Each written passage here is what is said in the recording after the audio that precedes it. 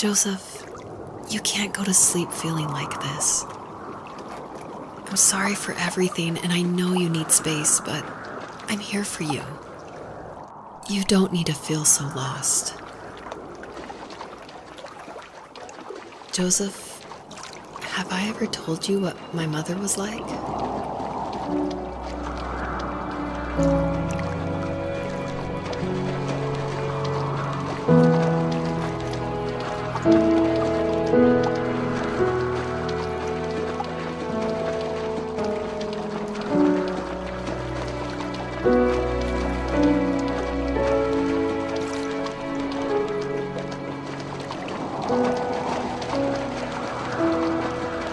You know what it's like not to have a mom at home.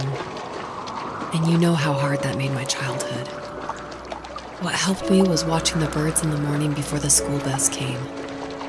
I thought that my mother was one of those birds, and it made me want to be free like her. My mom taught me how to fold origami cranes while she was in the hospital. So I told myself I would fold one every day until I could fly myself.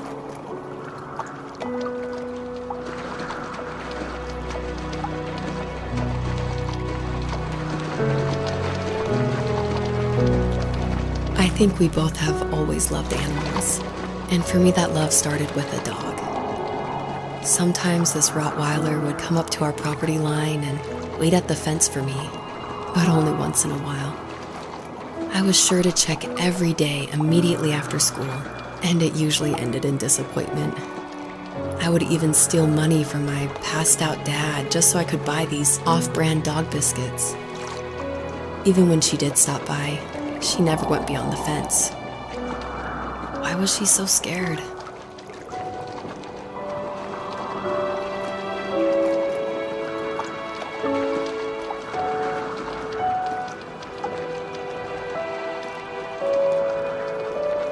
I think my dad was the opposite of your dad in almost every way, except he was in the military as well. He coped with alcohol of every kind. The trailer started falling apart, he got angry, and I withdrew. More and more I became the weird, quiet kid who made lots of origami birds and carried dog biscuits around. I think we were pretty similar when it came to being the weird kids. And that same sincerity in college was one of the reasons I was so drawn to you.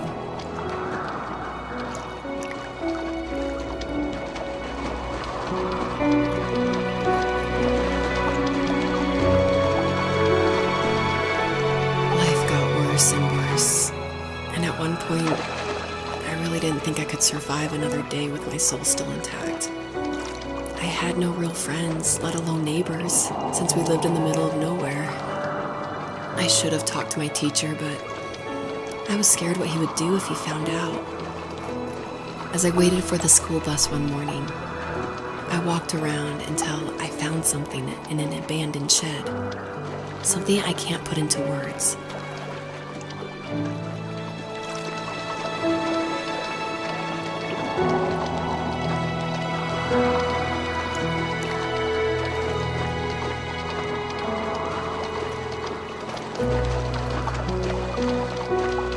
I summoned courage I didn't know I had, and I broke into my dad's room and found the key to the shed where he had locked my bike.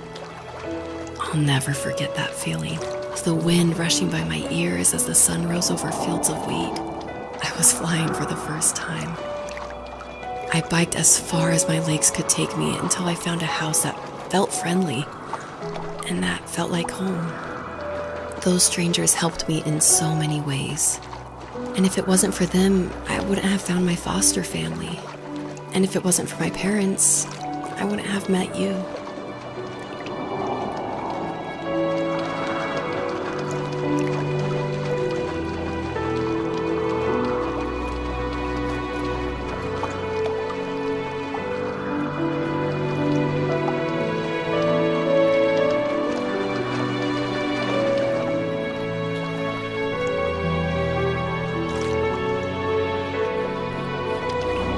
You have strength, Joseph, and you're not as alone as you think.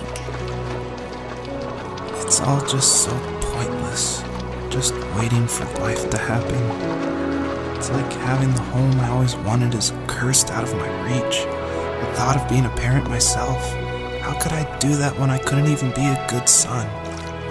I'm sorry, I know what you're saying. I just don't know how things will work out. These quiet hours will turn into years.